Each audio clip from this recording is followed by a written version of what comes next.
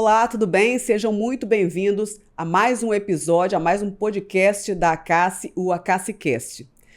Esse mês de setembro, Setembro Dourado, é um mês muito especial, um mês muito importante. É um mês de conscientização e de sensibilização da sociedade para chamar a atenção mesmo das pessoas para os principais sintomas e para o combate ao câncer infanto-juvenil. Por isso, aqui no estúdio eu recebo com muito prazer, mais uma vez, Luciene Salles, ela é superintendente da Acassi, e Tânia Bitt, chefe do Núcleo de Trabalho em Oncohematologia do Hospital Infantil Nossa Senhora da Glória. Muito obrigada pela presença de vocês. Um mês muito especial para a gente, né?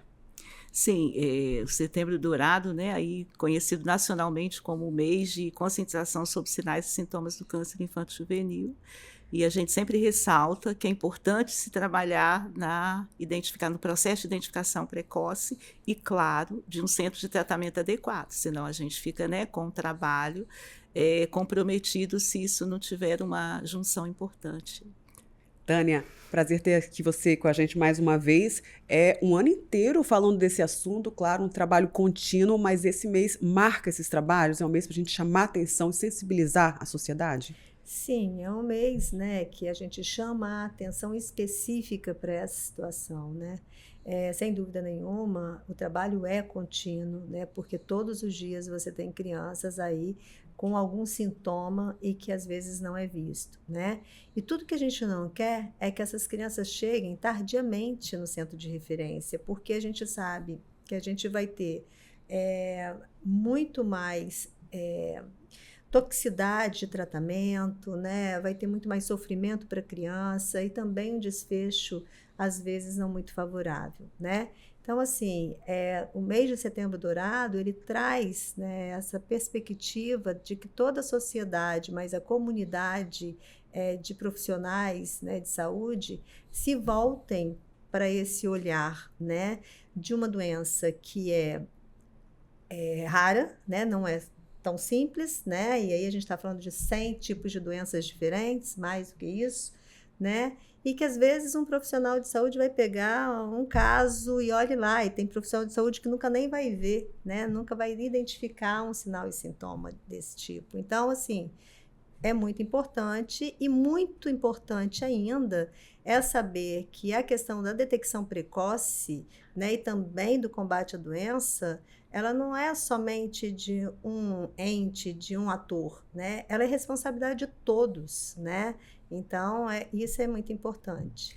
Daí a importância de todo mundo estar envolvido nesse diagnóstico precoce, desse olhar diferenciado, desse trabalho que a Acassi realiza, inclusive nas escolas, com as professoras. Queria que você falasse um pouquinho do trabalho da Acassi, nessa parceria tão importante. Isso, exatamente. A ideia toda, né, do trabalho da Acassi aí é desenvolver campanhas e ações que possam levar esse tipo de informação, que é exatamente, né, a possibilidade de identificação dos primeiros sinais e sintomas e alertar para a procura de um profissional da área médica o mais rápido possível, assim que o adulto responsável pela criança, né, perceba isso. Então, a gente leva material que é um material lúdico, desenvolvido por uma agência parceira da Acassi, que é a MP Publicidade, desenvolve material maravilhoso há anos. Temos aquela campanha que todos aí acredito que conhecem, né, que é as crianças com o rosto pintado alertam sobre sinais, é exatamente com esse material, né, em vídeo e slides que se busca, de forma lúdica, alertar para uma situação tão complexa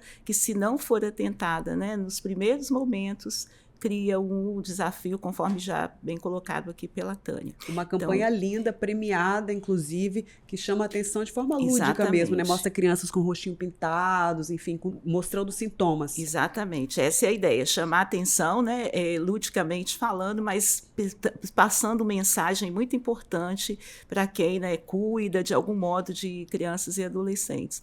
Acho que um outro ponto, né, importante que a instituição vem desenvolvendo há mais ou menos uns 3 anos é o Acassinho com Você, que é exatamente a campanha, né, em vídeo, aproveitando esse contexto para dialogar com os profissionais da educação sobre a importância desse alerta. Aí, como que nasce, né, esse programa? Nasce exatamente a partir de depoimentos de famílias, de tanto ouvir as mães, avós, porque, né, a grande maioria das vezes são mulheres que estão cuidando, né, dessas crianças e adolescentes que estão em tratamento. Elas colocam que muitas vezes são são alertadas ou foram alertadas por profissionais da escola.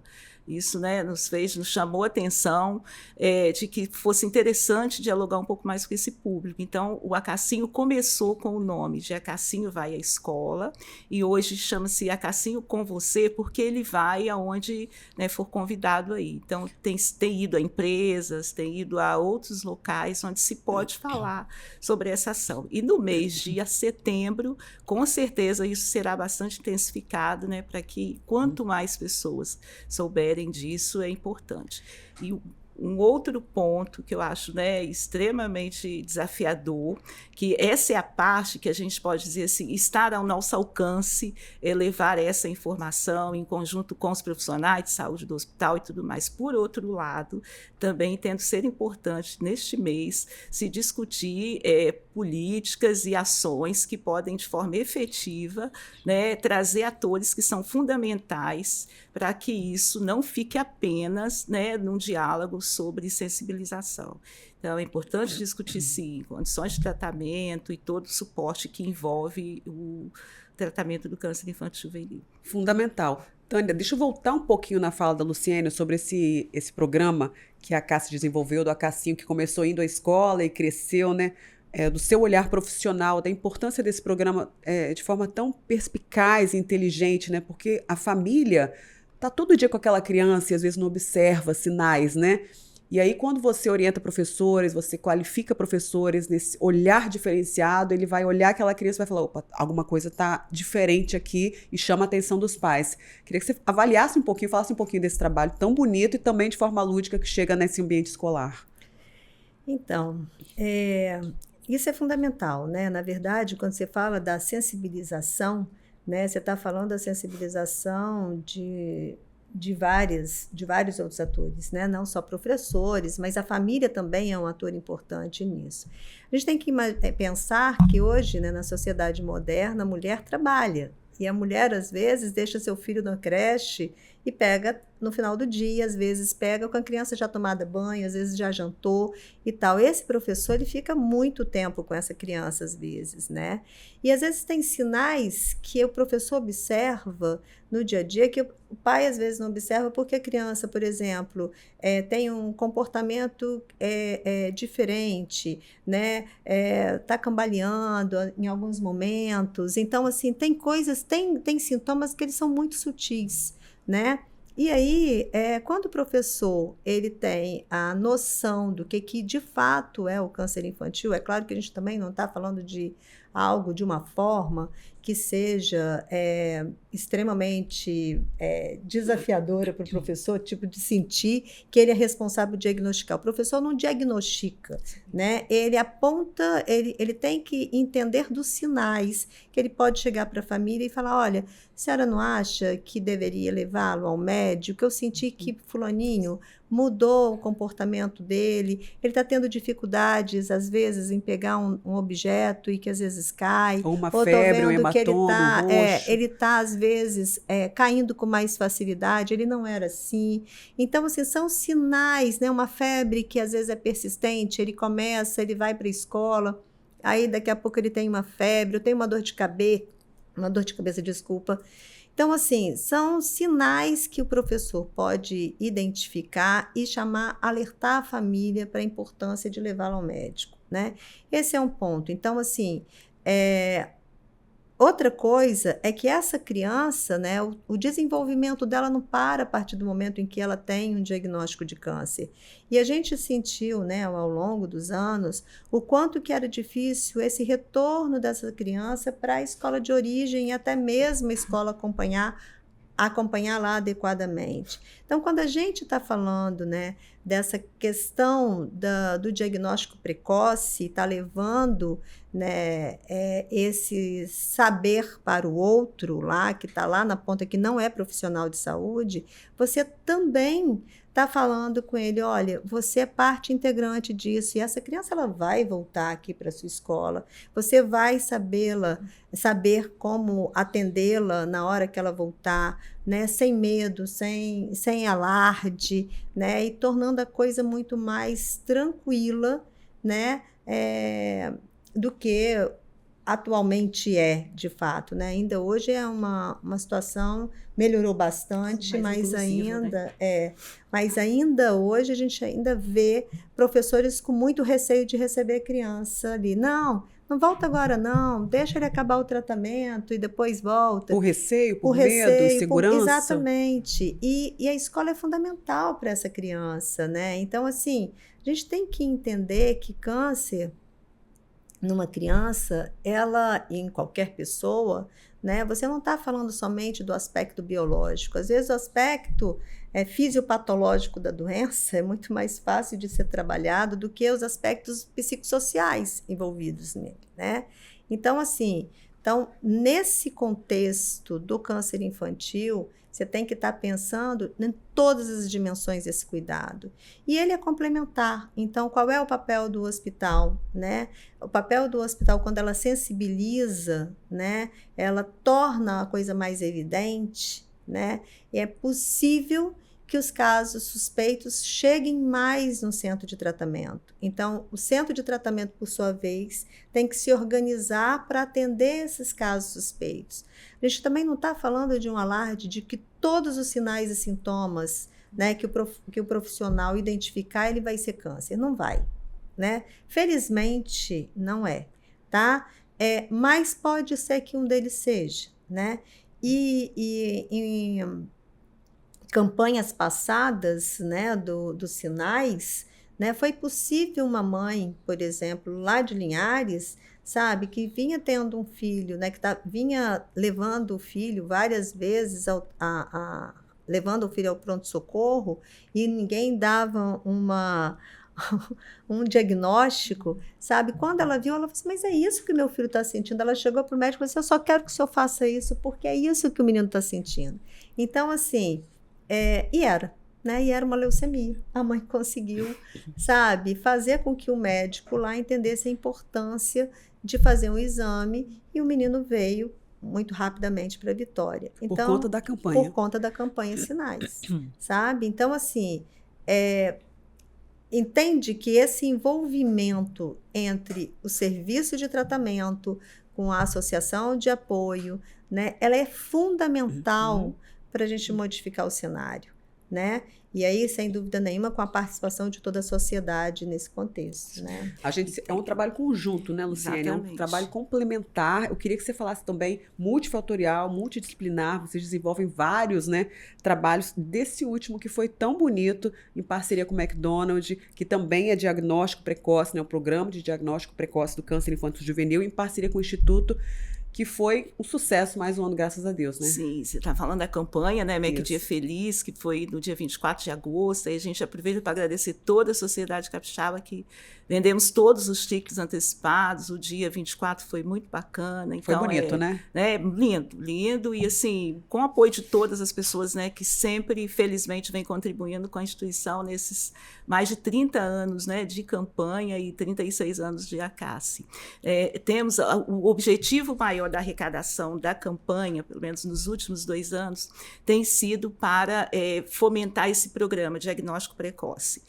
Além do programa Cassinho com Você, que eu disse há pouco, a gente também trabalha com o programa diagnóstico precoce em parceria com o Instituto Ronald McDonald, que é, né, o responsável pela coordenação nacional da campanha MEC Dia Feliz, e também desenvolve esse programa e uma série de outros. Do que diz respeito ao programa diagnóstico precoce, hoje ele é desenvolvido, sempre foi, né, e hoje formalmente desenvolvido em conjunto com a Secretaria de Saúde, sob a responsabilidade do Hospital Infantil Nossa Senhora da Glória. Então, a equipe do Núcleo Oncohemato é responsável e faz a coordenação científica do programa, que tem assim, o objetivo fundamental de sensibilizar profissionais da atenção básica. Então, é um trabalho 100% voltado para profissionais das UBSs e também para estudantes, né, de medicina e enfermagem a partir do 5º período. Tudo isso com a finalidade de dialogar sobre esses sinais e sintomas com profissionais que, na maioria das vezes, né, se deparam nesses momentos de sinais iniciais, né, desses pacientes, que geralmente a UBS é a porta de entrada do sistema, é onde, né, a família vai no primeiro momento, que é o que a Tânia coloca, né? O relato também das famílias é de que elas procuram várias vezes, escutam várias, né, situações, e de repente não é porque o profissional não quis, né, trata-se de uma coisa muito específica, né, e é importante que se trabalhe no sentido de contribuir com esse processo formativo e com informações que possam ajudar nessa identificação inicial para que os encaminhamentos adequados possam ser feitos. Então, é um conjunto aí, é realmente multifatorial, e eu entendo que a CASSE, em conjunto com o hospital, tem um papel importante no que diz respeito a estar atento à sensibilização, assim como a retaguarda, para que a chegada desses, né, pacientes que, se felizmente forem precocemente identificados, consigam ter todo o suporte que é necessário para mitigar e contribuir mitigar a doença e contribuir com a taxa de sobrevida. Tânia, já falamos aí da importância do diagnóstico precoce, das campanhas, dos sintomas, desse trabalho em conjunto. Qual é hoje a realidade do câncer infantil, do câncer infanto-juvenil no Espírito Santo? A gente pode falar um pouquinho desse cenário? Podemos, claro, né? Então, na verdade, quando a gente pega, né, desses 38 anos de serviço de oncologia, né, pediátrica no Espírito Santo, então a gente está falando assim, né, de muitos avanços e também muitos desafios, né? E aí, dentre os últimos desafios, quer dizer, avanços que a gente teve, foi sem dúvida nenhuma a questão da pesquisa clínica, né? Então, a pesquisa clínica hoje você tem dentro da oncologia, e que é um cenário extremamente desafiador, né? Como ela está caminhando, que é aquilo que a gente chama de medicina de precisão. Então, hoje, você sabe exatamente quando o paciente chega, né? Alguns exames já conseguem detectar se ele vai responder bem ou não ao tratamento, porque é tudo à base de biologia molecular, né? Que tipo de tratamento que ele vai fazer, enfim, né? Isso é desafiador, por quê? Porque é um tratamento extremamente caro, o diagnóstico também é de alto custo, então você tem medicamentos que a gente está falando aí da casa de milhões, né? Então, é para esse lado que a medicina está caminhando, né? Cada vez mais com tratamentos personalizados, e isso é bastante desafiador.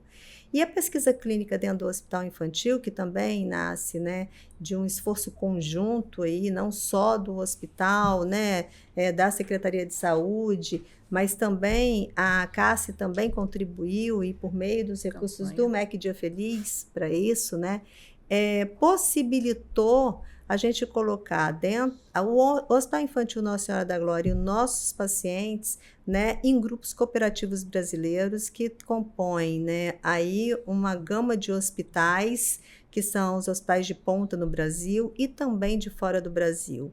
Então, só para você ter ideia, hoje nós vamos ter agora, né, a gente fechou esse mês com 11 pacientes encaminhados para o transplante de medula óssea, um submetido a um tratamento inovador no Brasil, que é a infusão de células CAR-T, né, que é o que tem, né, de mais moderno agora, né, e temos mais 4 pacientes também sendo encaminhados para transplante. Então, isso embora as pessoas não vejam, né, é um avanço sem tamanho, tá? Então, você sai de uma condição lá atrás que você tinha 40% de chances de tratamento para uma outra realidade que dá mais de 60%. Queremos chegar aos 80% e vamos chegar. Mas é uma coisa que não é de um dia para o outro, sabe? Porque, assim, isso implica em muita coisa. Implica no diagnóstico precoce. Então, por exemplo, eu tenho hoje leucemias que em menos de 24 horas o hospital infantil tem o diagnóstico daquela doença e a criança já começa a fazer o tratamento,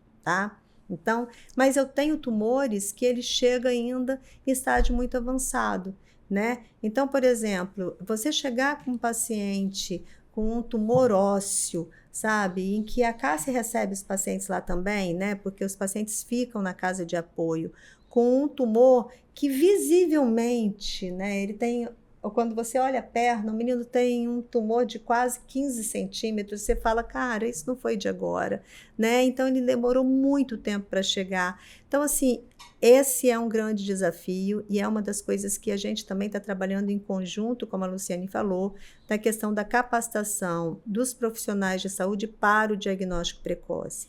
E quando a gente fala da capacitação dos profissionais de saúde para o diagnóstico precoce, eu tenho que pensar nessa rede. Então, eu tenho que fomentar a articulação dessa rede para que tudo caminhe de forma muito organizada e rápida. Então, uma vez identificado, ele não tem o exame lá no município do interior, ele já manda para cá, eu já tenho que fazer, esse menino fica na casa de apoio, o tempo que for necessário, e aí, quando a gente fala também de avanços, a gente fala de casa de apoio, né? Sem a casa de apoio, a gente não teria o hospital dia, então essas crianças não fariam tratamento ambulatorial indo para casa ou indo para a CASSE, né? Elas teriam que ficar internadas no hospital.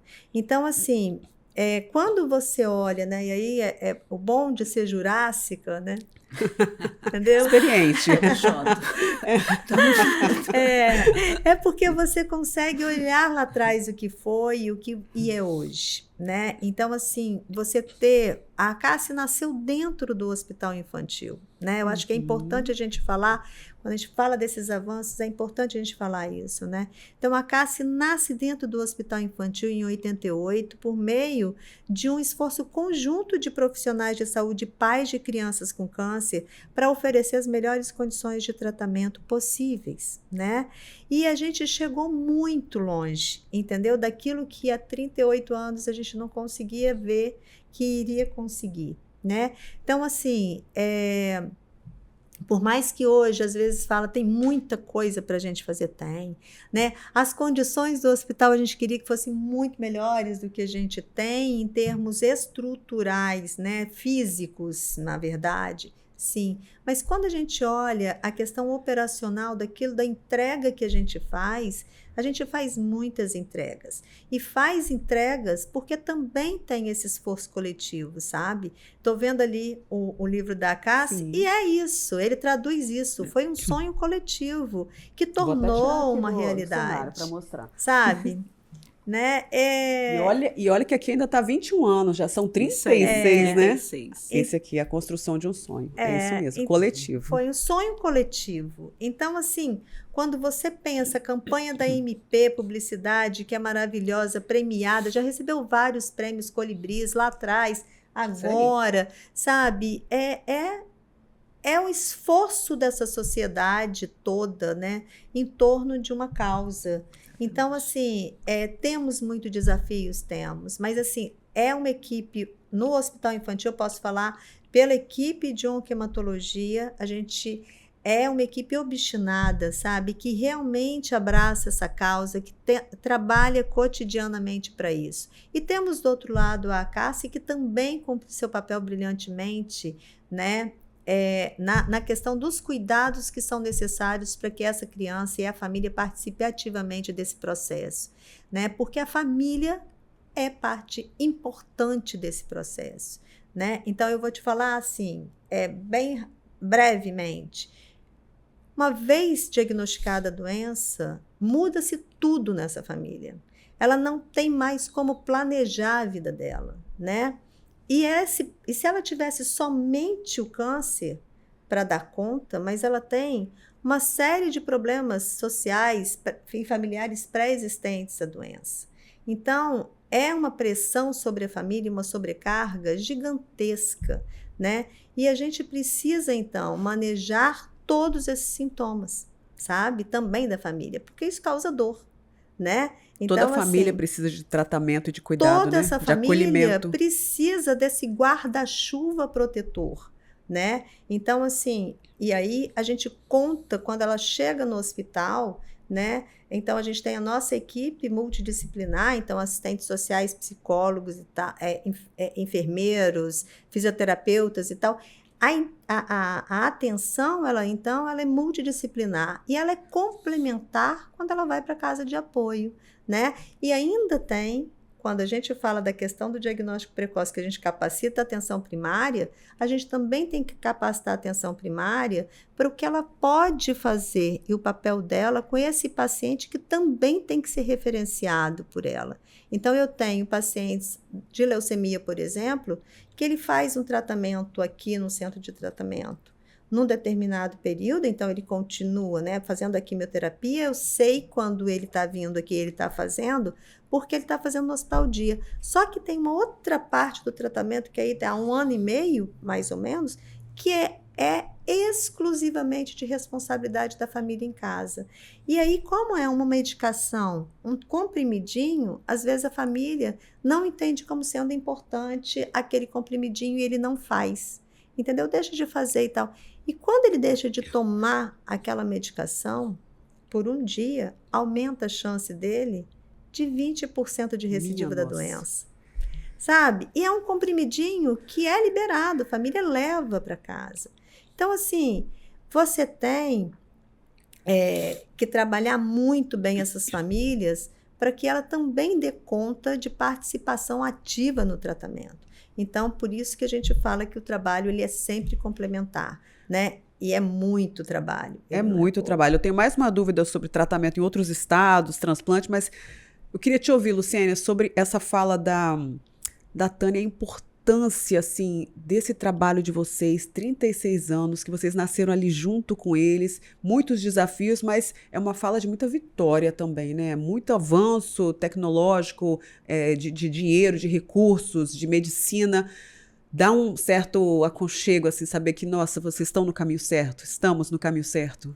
Pois é, a gente sempre diz o seguinte, 36 anos de existência para uma organização social já é uma vitória e tanto, né? Imagine isso num contexto de uma doença tão complexa, né, e tão desafiadora como o câncer infanto-juvenil. Então, 36 anos de instituição, acho que a gente só está aqui hoje, né, falando sobre isso, conversando sobre isso, porque teve esse grupo lá atrás, em 88, que, né, assim como a Tânia já relatou um pouco, mas é importante, eu sempre lembro para as pessoas a história de uma mãe, que foi, inclusive, a primeira diretora-presidente, né, da instituição, que é a Glisser, já esteve, né, em um dos podcasts aqui, que é tem a ver com o que Tânia coloca, o trabalho da Cassi, que é essa necessidade de retaguarda, quando, na verdade, a gente está falando, é importante que as pessoas compreendam que a família desse paciente, seja a mãe, quero ressaltar mais uma vez, mulheres, e fica um recado importantíssimo aí aos homens de família, que a gente tem relatos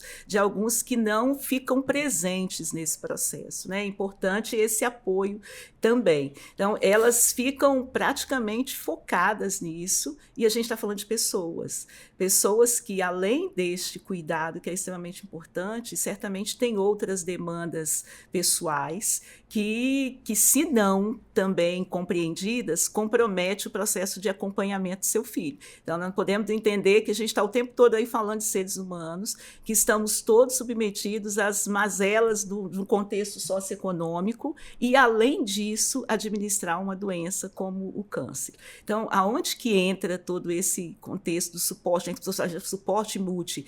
A gente entra com um grupo de profissionais, né, o assistente social, o pedagogo, o fisioterapeuta, o nutricionista e o psicólogo, no caso do hospital, ao psicólogo, para que essa retaguarda possa ser contextualizada com a família e se criar aí um plano de cuidados, né? Um plano de cuidados que o hospital trabalha e que a Cassi precisa estar atenta também para que a gente constitua um suporte para a família. A gente sempre fala criança, o adolescente, sua família, porque esse suporte é a família quem está cuidando.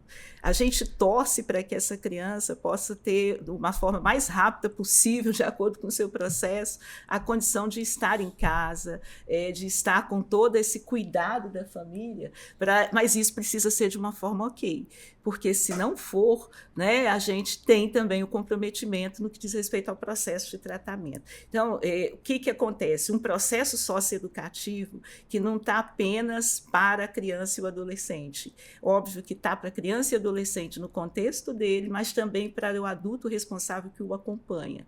Então, essa retaguarda ela é extremamente importante, porque a gente não está falando aqui apenas do aspecto socioeconômico, digamos que esse talvez fosse fácil de resolver objetivamente falando, mas a gente está falando de uma pessoa que é importante que compreenda essa dinâmica e que lide com isso da forma mais positiva possível. Então, a relevância do suporte multidisciplinar do hospital e também na casa. E é uma logística, não posso falar perfeita, porque, né?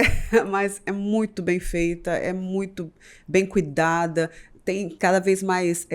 agora teve a Arte Acácia, que eu vou falar rapidinho com você também, lindíssimo, cada vez mais personagens importantes da sociedade abraçando, né?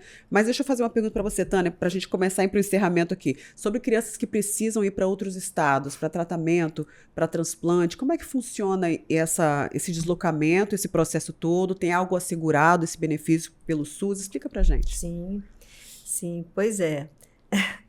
Eu sou de uma época em que, para um paciente fazer um transplante de medula óssea, a gente tinha que buscar a Cruz Vermelha Brasileira para poder fazer a solicitação de medula, né, internacional, associar em banco de medula internacional. Então, você vê hoje o Brasil ser um dos,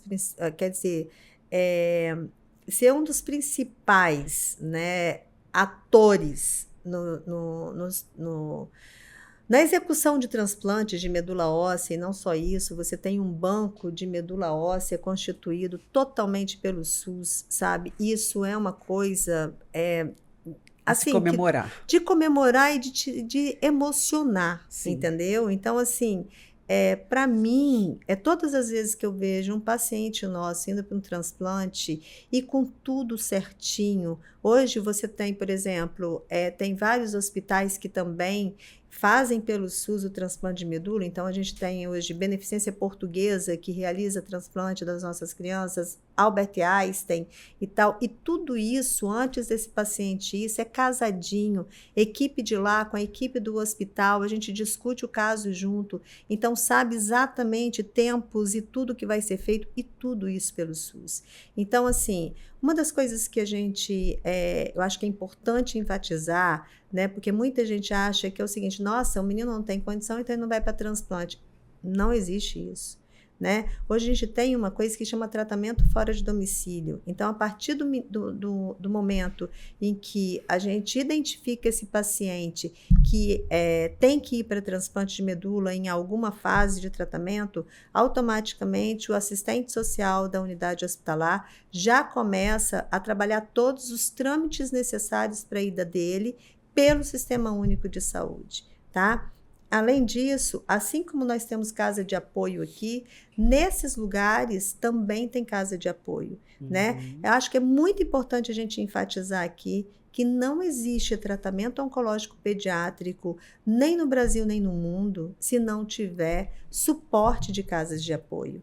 Isso é fundamental. E aí, como a Luciane bem disse, não é só pelas questões sociais, o fato da família não ter recurso, né? Mas às vezes a casa de apoio oferece o porto seguro emocional também para essa família ficar durante longo tempo. Então, assim, e às vezes outras famílias também, né? Para ela ter interação com outras pessoas que passam pelo mesmo problema. E outra coisa, um paciente que está numa casa de apoio, tá? Se ele tiver uma intercorrência na casa de apoio, o socorro é imediato, porque a gente já está com foco lá também. O próprio serviço de tratamento, perfeito, ele referencia aquele paciente para aquela unidade. Então, tudo é muito mais rápido do que se ela estiver na casa de um parente ou de um conhecido que não sabe como é que vai dar conta para tratar num caso de intercorrência. Então, assim, hoje, o transplante de medula é isso que eu estava falando para você. Então, lá atrás, a gente fazia 1, 2 transplantes por ano, e olhe lá, às vezes a gente não fazia o transplante, o menino morria sem essa chance. Hoje não, em 2024, nós temos 11 em processo de transplante e vamos ter mais 4 agora. Então, assim, até o final do ano, eu não sei quantos pacientes vão para transplante. Então, você organizar todo esse cuidado, né? É muito lindo, sabe? Então, assim, e outra coisa agora a gente manda o paciente para o transplante e o paciente chega precocemente para o acompanhamento no centro de referência. Sim. Então, quer dizer, antes ele ficava 1 ano no centro de tratamento, hoje não. Ele, 2 meses, 3 meses, o paciente já está de volta, sabe?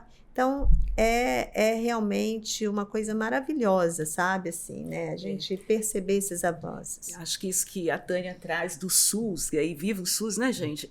Que é o seguinte, acho que a gente está falando da oncologia pediátrica, mas é importante que as pessoas compreendam que há dentro do sistema possibilidade de tratamento fora do domicílio, que é o TFD, para doenças crônicas, onde os profissionais, o médico identifica que há outros centros de tratamento, é possível fazer esse processo. Eu acho muito importante chamar a atenção disso, porque como a gente viveu uma época, sou jurássica também, viu, Tânia? Bem-vindas aqui, que a facilidade de comunicação, ela às vezes faz com que as pessoas, né, ou por não compreender o fluxo desse processo, porque é importante que se tenha, né, se cumpra alguns protocolos de encaminhamento para o acesso ao próprio TFD, elas se desesperam e começam, às vezes, a usar, talvez de forma não tão intencional, numa perspectiva negativa, mas chamar atenção para um suporte que, às vezes, ele está previsto e ele vai acontecer.